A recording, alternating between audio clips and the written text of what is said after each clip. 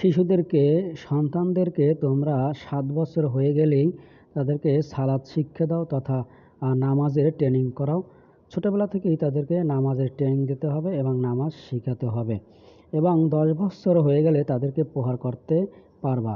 কারণ যদি তারা নামাজে গাফলতি করে বা নামাজ না পড়ে, নামাজে বিভিন্ন রকমের ওজর পেশ করে, তখন তাদেরকে প্রহার করবা, ছোটোখাটো তাদেরকে মারধর করে শাসন করতে হবে।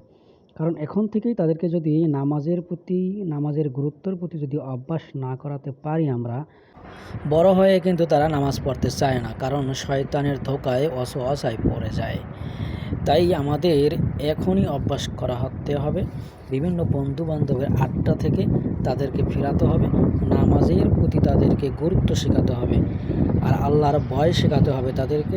ইনশাআল্লাহ আল্লাহ রাব্বুল আলামিন আমাদের সবাইকে নামাজি হওয়া হিসাবে কবুল করুন।